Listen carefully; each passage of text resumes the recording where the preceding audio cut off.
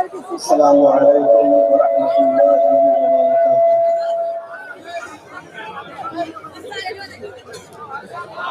الحمد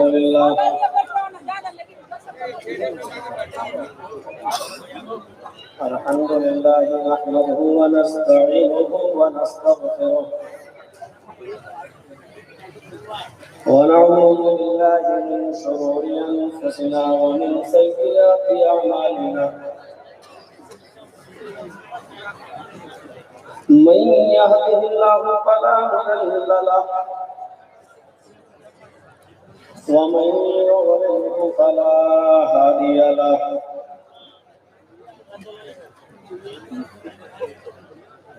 وأشهد أن لا إله إلا الله وحده لا شريك له، وأشهد أن محمدا عبده ورسوله،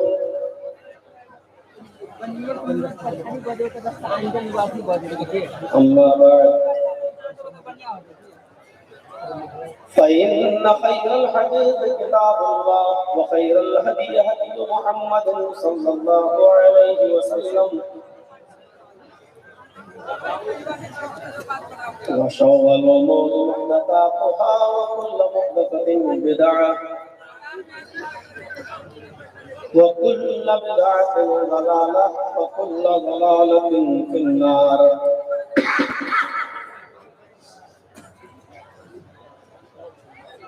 أعوذ بالله من الشيطان الرجيم، بسم الله الرحمن الرحيم۔ شرع لكم من الدين ما وصى به نوحا والذي أوحينا إليك وما وصينا به إبراهيم وموسى وعيسى أن أقيموا الدين۔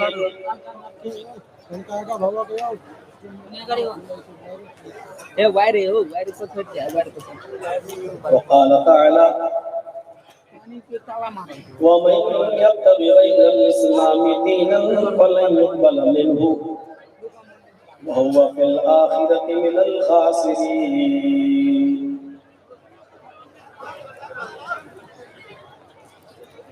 رب اشرح لي صدري ويسر لي أمري واحلل عقدة من لساني يفقهوا قولي۔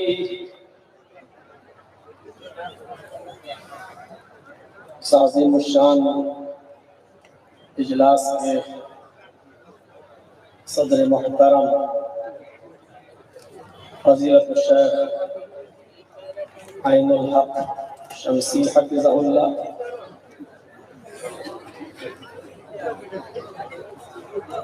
محترم ناظم اجلاس فضیلت الشیخ جمیل اختر شفیق قائمی حفظہ اللہ،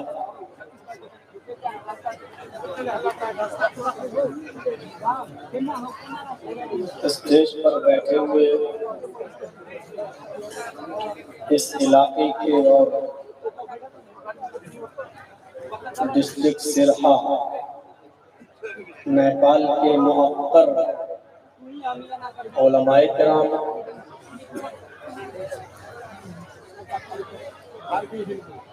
قرب و جوار اطراف و اکناف سے تشریف لائے ہوئے معزز سامعین حضرات، ایک سائیڈ میں بیٹھی ہوئی پردہ نشین اسلامی خواتین، پیاری ماں اور بہنوں، قوم و ملت کے لائق اور نوجوانوں، مستقبل کے ہونہار عزیز بچوں، قابل مبارکباد ہیں یہاں کے وہ نوجوانان جنہوں نے نہایت ہی مستعدی کے ساتھ اس اجلاس کو رچایا۔ یہ پچھلے سال بھی پروگرام ہونا تھا اور پچھلے سال کی بھی ڈیٹ مجھ سے لی گئی تھی، لیکن انہی دنوں میں کورونا کووڈ-19 کی وجہ سے پورا ہندوستان لاک ڈاؤن کا شکار ہوا بلکہ پوری دنیا لاک ڈاؤن کی شکار ہوئی اور اس پروگرام کو کینسل کرنا پڑا۔ پھر اس سال یہاں پروگرام لیا گیا، بہت ہی بہترین موضوع کا انتخاب کیا گیا، اصلاح معاشرہ کانفرنس کے نام سے۔ یقیناً معاشرے کے اندر، ہمارے سماج کے اندر بہت سی برائیوں نے جنم لے لیا ہے،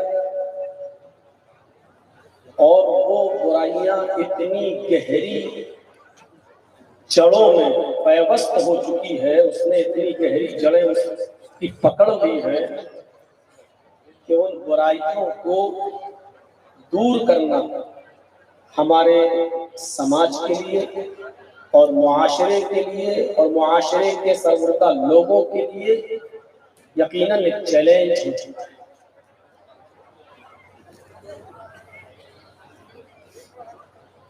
ہمیں اس پر غور کرنا چاہیے۔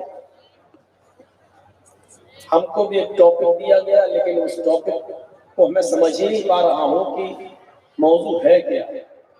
دو عنوان، دو ٹاپک لکھے ہوئے ہیں، ایک کو لکھا ہے جہیز کی تباہ کاریاں اور دوسرا لکھا ہے کہ اسلام مذہب کا تقابلی جائزہ۔ میں خود پریشان تھا کہ بولنا کس پر ہے۔ بہرحال اسٹیج پر آیا، بینر دیکھا، اصلاح معاشرے میں یہ ساری چیزیں آ ہی جاتی ہیں، تو میں نے اسی کو اپنا ایک موضوع بنایا۔ ہمارے معاشرے میں شرک بھی ہے، ہمارے معاشرے میں بدعتوں نے بھی رواج پایا ہوا ہے، ہمارے معاشرے کے اندر نماز سے غفلت بھی برتی جا رہی ہے، نکاح کے اندر فضول خرچی بھی بہت ہو رہی ہے، شراب کی بھرمار ہے، اور خاص طور پہ اس علاقے میں نیپال کے اندر تو جہاں چائے کی دکان پر بھی بکتی ہو، پان کی دکان پر بھی اس کی نمائش ہوتی ہو، اور پھر جہیز کیسی ایک لعنت اب کہنا پڑ رہا ہے، کیونکہ جہیز اب ایک ڈیمانڈ کی شکل میں لیا جاتا ہے۔ شادی کی جب شرطیں طے ہوتی ہیں تو اسی میں یہ بھی طے ہو جاتا ہے کہ کیا دیا جائے گا، کیا لیا جائے گا، پوری ایک لسٹ اس کی تیار ہو جاتی ہے۔ ہمارے معاشرے میں یہ ایک کینسر بن چکا ہے، مختلف تنظیمیں اس پر کام بھی کر رہی ہیں اصلاح معاشرے پر۔ آپ کے نیپال کے اندر بھی ایک تنظیم ہے مقصد حیات کے نام سے، الحمدللہ علماء کو بھیجتی ہے، جمعے کے خطبوں میں بیان کیا جاتا ہے معاشرے میں پھیلی ہوئی برائیوں کو کس طرح روکا جائے، جہیز جیسی لعنت کو ختم کرنے کی کوشش بھی ہو رہی ہے، اور یہ تنظیم کسی حد تک اپنے مقصد میں بہت کامیاب بھی ہے۔ تھوڑا سا ضرورت ہے تھوڑی سی آپ کے تعاون کی، آپ کے ہاتھ رکھنے کی، آپ کے سپورٹ کی۔ اگر اس مقصد حیات تنظیم پر تھوڑا سا آپ اپنی نظر کرم ڈال دیں تو انشاءاللہ یہ تنظیم اپنے مقصد میں جس حد تک کامیابی چاہتی ہے اس حد تک اس کو کامیابی مل جائے گی۔ آئیے میں شروع کرتا ہوں اپنی تقریر کو جہیز کی وجہ سے کتنی لڑکیاں ماری جا رہی ہیں اور خودکشی کر رہی ہیں۔ مجھے تو شروع میں ڈر لگنے لگا اس عائشہ کی بات اب فیشن نہ بن جائے، لوگ لڑکیاں کہیں پھر سے یہی ہتھیار نہ بنا لیں جس سے جہیز مانگا جائے وہ خودکشی، کیونکہ بڑی آسانی سے شہرت مل جاتی ہے اس میں۔ لیکن شہرت سے فائدہ کہ جب کوئی زندہ ہی نہیں رہے گی تو نام کس کے لیے سنے گی، کس کی شہرت؟ سمندر کی ندی کی لہروں میں کچھ چلی گئی۔ میرے بھائیوں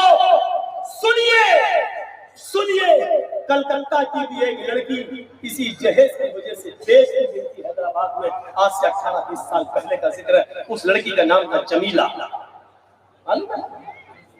जिसकी शादी लग जाती थी, जिससे 1 महीना जब शादी में रह जाता था, उस लड़के के पास से लिस्ट आ जाती थी। उतना जायज न होने की वजह से रिश्ता टूट जाता था। 8 बार रिश्ते टूटते। फिर हैदराबाद से कोई लड़का आता है और उसने सुन्नत के मुताबिक शादी करने का वादा करता है। लड़की के बाप का नाम है सलीम। कहा गया भाई जब तुम्हें सुन्नत ही के मुताबिक शादी करनी है, जहेज लेना देना नहीं है तो आज ही कर लो। वो लड़का एक बूढ़े मर्द को एक बूढ़ी औरत को लाया हुआ था, जिसको कह रहा था ये मेरी माँ है, ये मेरे बाप है। उसी दिन निकाह हो जाता है और टिकट बनवा दिए जाते हैं और 2-3 दिन के बाद लड़की उस लड़के के साथ रुखसत कर दी जाती है। ट्रेन कलकत्ता के स्टेशन से छूटती है। जब जलगांव या भुसावल के स्टेशन पर पहुंचती है तो यहीं पर लड़की के जो फर्जी माँ बाप थे, जो झूठे माँ बाप थे, इसी स्टेशन पर उतर जाते हैं और वो लड़का उस जमीला नाम की लड़की को लेकर हैदराबाद आता है। 8-10 दिन उस लड़की के साथ रहता है। लड़की उसके साथ बहुत खुश थी, लेकिन 10 दिन के बाद उसको घुमाने के बहाने आओ मैं हैदराबाद दिखाऊं, अपनी बाइक पर बिठाता है और उस लड़की को ले जाता है। सौदेबाजी उसकी पहली हो चुकी थी। हैदराबाद की एक 5 स्टार होटल में ले जाकर उस लड़की को 20,000 रुपए में नीलाम कर देता है। उस जमाने में 20,000 की एक वैल्यू थी। अब उसके पास गोश्त के भूखे शिकारी आने लगे। जिस लड़की ने कभी नजरें उठाकर किसी गैर मर्द की तरफ न देखा हो और अपने शौहर के अलावा किसी पराये मर्द को न जानती हो, आज वो भूखे भेड़ियों का शिकार होने लगी।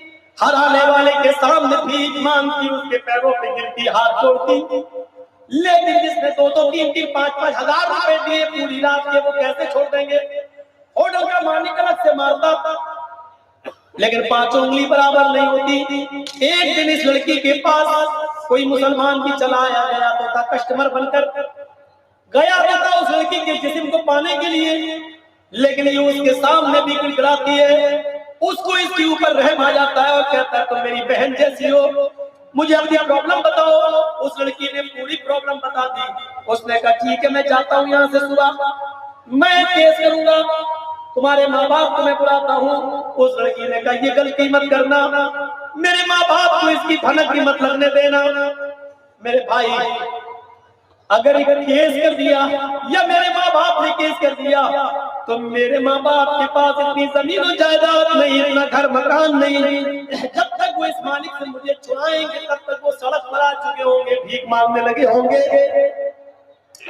तुम ऐसा नहीं कर सकते हो। मेरे भाई एक काम करो, मैं एक लेटर लिखती हूँ, इसको मैं चिपका देती हूँ, एक लिफाफे में बंद कर देती हूँ, इसको अमानत समझकर मेरे घर पहुंचा दो। इतना पैसा तुम खर्च कर लो अपनी तरफ से, ये तुम्हारा एहसान होगा मेरे ऊपर। उसने कहा कोई बात नहीं, तुम ऐसा कर दो। उसने रात की तारीकी में लेटर लिखा, लिफाफे में बंद करके उसको चिपका दिया और कहा खबरदार इस लेटर को पढ़ना नहीं है, मेरे बाप ही पढ़ेंगे। वो लड़का जब इस लेटर को लेकर हैदराबाद से कलकत्ता की सरजमीन पर पड़ा है, बाप के दरवाजे को दस्तक देता है। दरवाजा खोला, बाप ने पहला लेटर बेटी का देखा।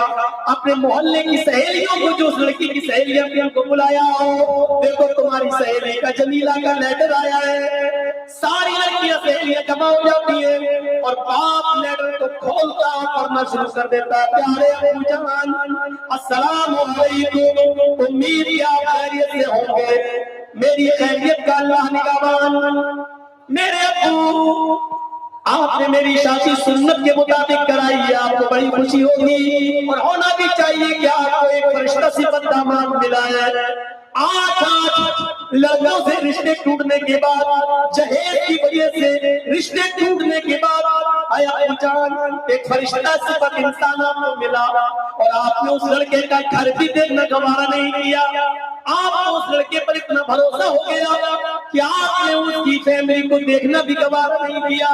एक चक्कर घर पे आना, حیدرآباد اگر اس کی حیثیت کا پتہ لگانا بھی گوارا نہیں کیا، شاید میں آپ کے اوپر بوجھ بن چکی تھی، شاید میرا بوجھ آپ کو کھائے جا رہا تھا، شاید میرا جسم آپ کے لیے منحوس ہو چکا تھا۔ ابو جان یہاں میں 20,000 روپے میں بیچ دی گئی، بھیڑیوں کا شکار ہو گئی، میں پوری طریقے سے لٹ چکی ہوں اور برباد ہو چکی ہوں۔ اے ابو جان آپ کوشش کر کے مجھے چھڑا لیں گے، مجھے معلوم ہے بیٹی کی محبت باپ کے دل میں کیا ہوتی ہے، لیکن اب چھڑا کے کیا کریں گے؟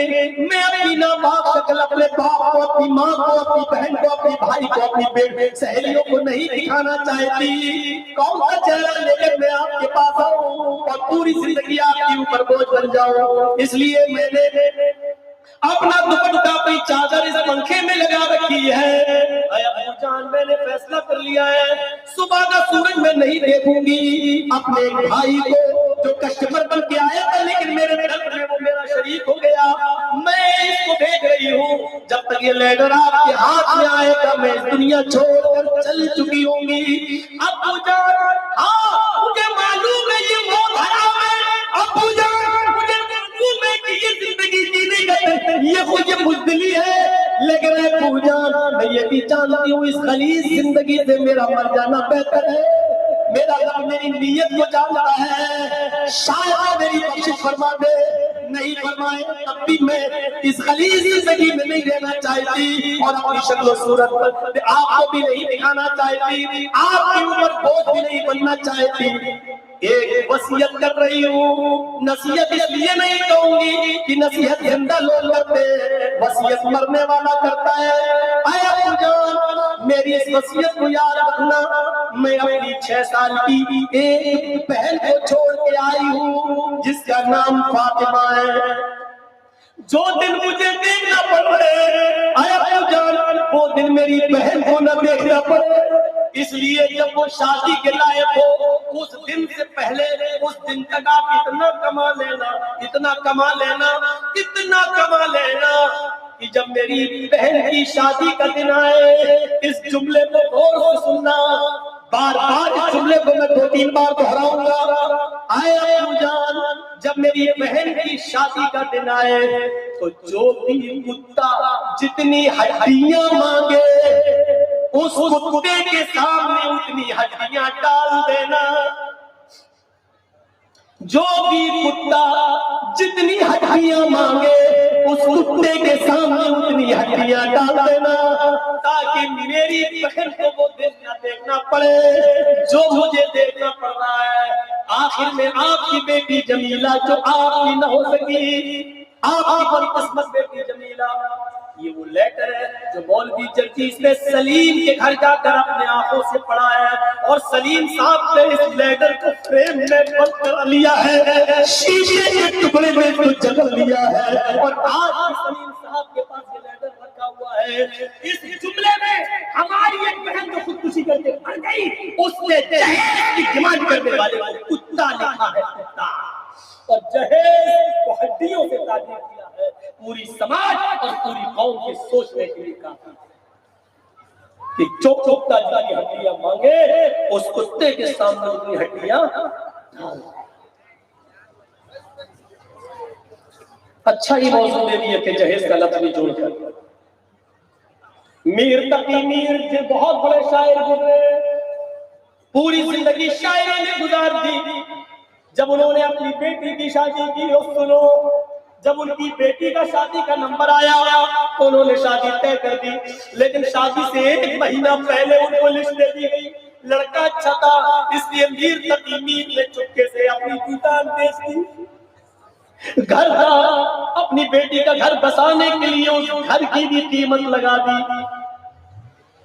چپکے سے اپنی بیٹی کو پتہ نہیں ہونے دیا اور ایک چھوٹا سا ایک کمرہ کرائے پہ لے لیا کہ ہم محنت کریں گے اور اس کمرے کے کرائے کے کمرے پہ رہیں گے۔ بیٹی کو ابھی تک پتہ نہیں چلا، لیکن جس دن شادی ہوئی، نکاح ہوا، ہاتھ میں لڑکی کی مہندی لگائی گئی اور رخصتی کے وقت جو لڑکی عام طور پر رخصت ہوتے ہوئے اپنے ماں باپ کے گلے لگ کر روتی ہے، یہ بھی روئی۔ میر تقی میر سمجھتے ہیں رخصتی کے موقع پر لڑکی کو تکلیف ہوتی ہے، اس لیے بیچاری رو رہی ہے، تسلی دی۔ پھر وہ اپنی ماں سے روئی، گلے لگ کے روئی، پھر وہ اپنی سہیلی کے گلے لگ کے روئی، لیکن اس کی سہیلی کی زبان سے نکل گیا، میری دوست، او میری سہیلی، تو صرف آج روئی ہوئی، تیرا گھر آباد ہو گیا، لیکن جاتے جاتے اتنا سن لے کہ تیرا باپ اب زندگی بھر روئے ہوئے، اس نے تجھے آباد کر دیا، اپنے آپ کو بتا۔ اس نے پکڑا اپنی سہیلی کو، الگ کمرے میں لے گئی، پوری بات اس کو پوری بات بتائی گئی، آنسوؤں کا سیلاب اس کی آنکھوں سے رکا دے۔ اس کا باپ سمجھایا، بیٹی نے کھولا نہیں راز، میری سہیلی نے بتایا، باپ نے کہا بیٹی جاؤ خوش رہو گی تم، روتے روتے اس کی ڈولی ٹوٹ گئی۔ 2-4 کلومیٹر کی دوری پر رشتہ تھا، 10-11 بجے کی رات کے آس پاس گولی سج گئی، چلی گئی، اس کے گھر پہنچ گئی، 12-1 بجے تک اس کے گاؤں کی، اس کے محلے کی عورتیں اس کو نشانہ ستم بنائی رہی، آئی یوں دکھائی دیتی گئی، چلی گئی، اور رات کے تقریباً 1 یا 2 بجے کے آس پاس کمرہ خالی کر دیا گیا، شوہر اکیلے میں اپنی بیوی سے ملنے کے لیے جا رہا ہے۔ یہ بڑی عجیب رات ہوتی ہے، نوجوان لڑکے اور لڑکیوں کی ارمانوں والی رات ہوتی ہے، ہر شوہر اور بیوی کی ارمانوں والی رات ہوتی ہے، جس کو ہم اردو میں، عربی اور فارسی میں شب زفاف کے نام سے جانتے ہیں، ہندی میں جس کو سہاگ رات کے نام سے جانا جاتا ہے۔ میرے بھائیوں، جیسے ہی شوہر اپنی بیوی کے پاس میر تقی میر کا داماد بیٹھتا ہے اور اپنی بیوی کے سر پہ ہاتھ رکھ کر گھونگھٹ کو ہٹاتا ہے اور گلے ملنے کی کوشش کرتا ہے، میر تقی میر کی بیٹی کہتی ہے خبردار میرے قریب آنے کی کوشش نہیں۔ کیا ہو گیا تمہیں؟ آج کی رات حجت کر رہی ہے؟ کہا تم نے مجھ سے نکاح نہیں کیا، تمہیں تو میرے باپ کی مال و دولت سے محبت تھی، وہ نیچے رکھا ہوا ہے تمہاری ماں کے پاس، جاؤ اسی مال کے پاس سوئیے، اسی کو بوسہ لیجیے، اسی کو چومیے اور چاٹیے، میرے پاس دونوں میں تناقض بڑھتی ہے۔ پہلے سمجھانے کی کوشش کی، لیکن بیٹی کو اتنا دکھ تھا اپنے باپ کے گھر اور گھر کی بچھانے کا کہ وہ ماننے کو شوہر کو بھی تھوڑی ضد ہو گئی، سو جانا چاہیے تھا، آج نہیں تو کل سمجھا لے جائیں گے، لیکن چونکہ ارمان تھے، پہلی رات کا پتہ نہیں نوجوانوں میں کون سا تصور بیٹھا ہوا ہے، اجلت و جلد بازی کر جاتے ہیں، اس نے بھی اجلت و جلد بازی کی اور دونوں میں تناقض بڑھی، لڑکی چیختی ہے چارپائی سے نیچے گرتی ہے، اور جیسے ہی نیچے گری اس کو اٹیک کرتا ہے، اور اٹیک کرتا ہے، اٹیک کرتے ہوئے اس کی روح کب سے اس سوری سے پرواز ہو جاتی ہے، اور 3 بجے اس کا انتقال ہے۔ میر تقی میر کے کانوں میں فجر کی اذان کی آواز جاتی ہے، اللہ اکبر اللہ اکبر۔ میر تقی میر مسجد میں نماز پڑھنے کے لیے جاتے ہیں، وہاں سے نکل رہے ہیں، کسی نے ان کے کان میں آواز دی، میر تقی میر آپ کی بیٹی اب اس دنیا میں نہیں رہی، اس کو اٹیک پڑ گیا ہے۔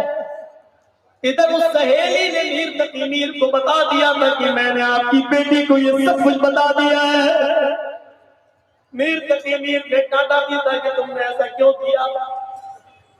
میر تقی میر اپنی بیوی کو لے کر لڑکی کے سسرال کی طرف جاتے ہیں، سورج نکلنے کے بعد وہاں پہنچتے ہیں، میر تقی میر کی بیوی کو گھر کے اندر اجازت مل جاتی ہے، میر تقی میر سے کہا جاتا ہے کہ آپ کی بیٹی کو غسل دیا جا رہا ہے، ابھی کفنایا جائے گا، جب کفن پہن لیا جائے گا، پہنا دیا جائے گا، تب آپ کو آپ کی بیٹی کا چہرہ دکھایا جائے گا، ابھی باہر بیٹھی ہے۔ تھوڑی دیر کے بعد اجازت ملتی ہے، غسل دیا جا چکا ہے، آپ کی بیٹی کو کفن سے اڑا دیا گیا ہے، چلیے آپ اپنی بیٹی کو ایک نظر دیکھ لیجئے، اس کے بعد قبر کھد رہی ہے، وہاں اپنی بیٹی کو قبرستان میں دفن کیا جائے گا۔ میر تقی میر گھر کے اندر جاتے، اپنی بیٹی کے سر سے کفن کا کپڑا ہٹاتے، اپنی بیٹی کی ناک میں لگی ہوئی کاٹن کو دیکھے، سفید رنگ سے پہنے ہوئے اوڑے ہوئے کفن کو دیکھے، اے میری بیٹی رخصتی کے موقع پر تو میں نے تجھے سرخ جوڑے میں رخصت کیا تھا، میرا داماد ہے قاضی نہیں آؤں، میر نے کہا میں نے جو لسٹ تم نے جو لسٹ دی تھی وہ مجھے لاؤ، جہیز کی جو لسٹ دی تھی وہ ذرا دینا۔ داماد بولتا ہے وہ تو آپ ہی کے پاس ہے، میں نے آپ کو دی۔ میر کہتے ہاں وہ میرے پاس ہے، جیب سے نکال کے یہ آئے میرے داماد، میں نے اس میں ایک چیز کی بھی کمی نہیں کی تھی،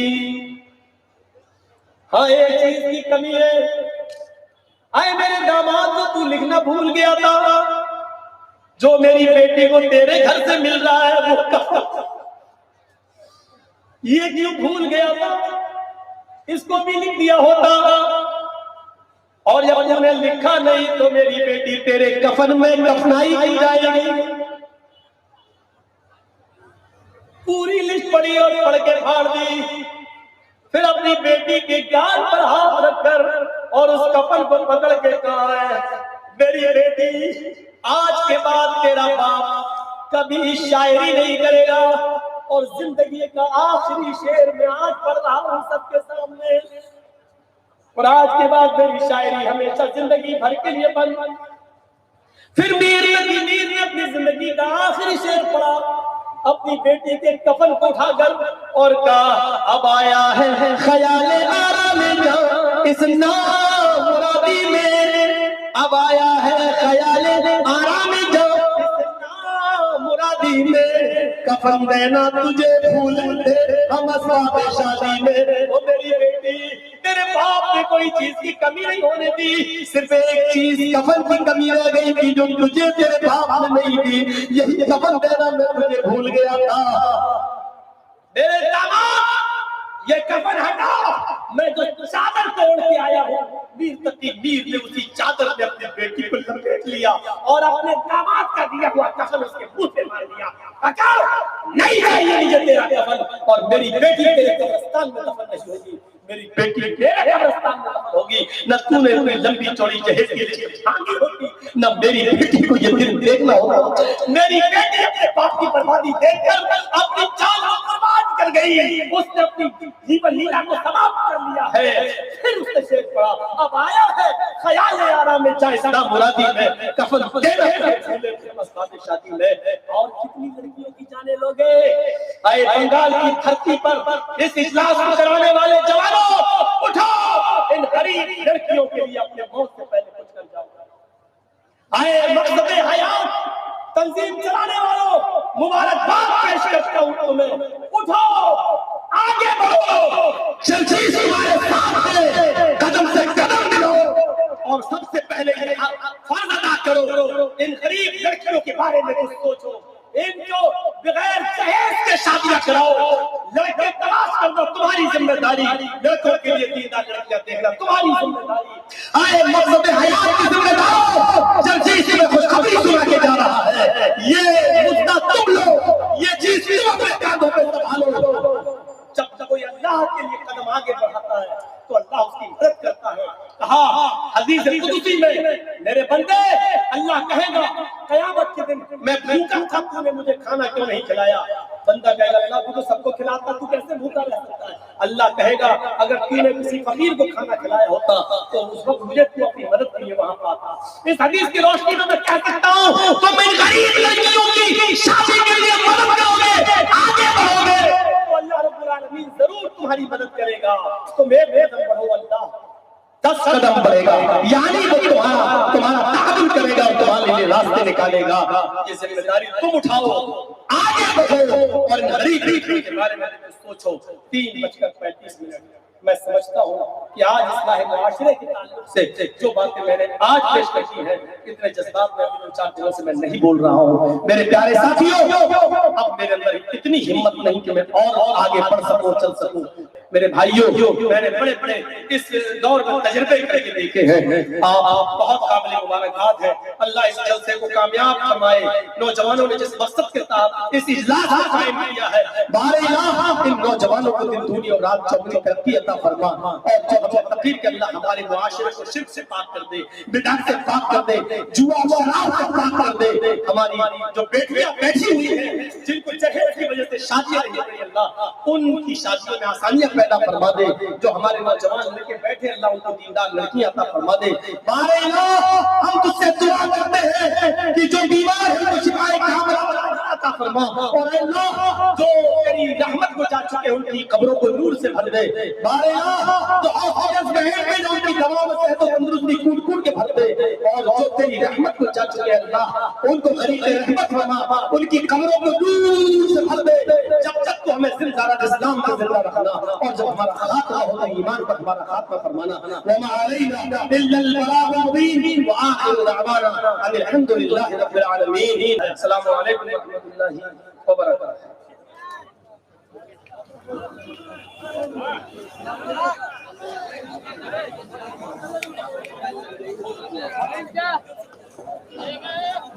ماشاء اللہ، ابھی آپ کے سامنے ہم اور آپ تقریباً 2 گھنٹے سے زائد اپنے دلوں کی دھڑکن اور عوام کے دلوں پر راج کرنے والے شعلہ بیان مقرر فضیلت الشیخ محمد جرجیس سراجی چترویدی سے ان کا خطاب سن رہے تھے، اور ماشاءاللہ بڑے سلیقے سے انہوں نے اپنی بات رکھی کہ میرے ذہن میں ایک شعر گردش کر رہا ہے کہ کون سی بات کہاں کیسے کہی جاتی ہے، کون سی بات کہاں کیسے کہی جاتی ہے، اور یہ سلیقہ ہر بات سنی جاتی ہے۔ اور اس بے باکی سے فضیلت الشیخ جرجیس سراجی اپنی بات رکھتے ہیں کہ مجھے غزل پر دہلوی صاحب کا شعر یاد آ رہا ہے کہ جو ہو رہا ہے اسے دیکھتے رہو چپ چاپ، جو ہو رہا ہے اسے دیکھتے رہو چپ چاپ، یہی سکون سے جینے کا ایک طریقہ ہے۔ لیکن اس کے برعکس بھی ایک بات کہی جاتی ہے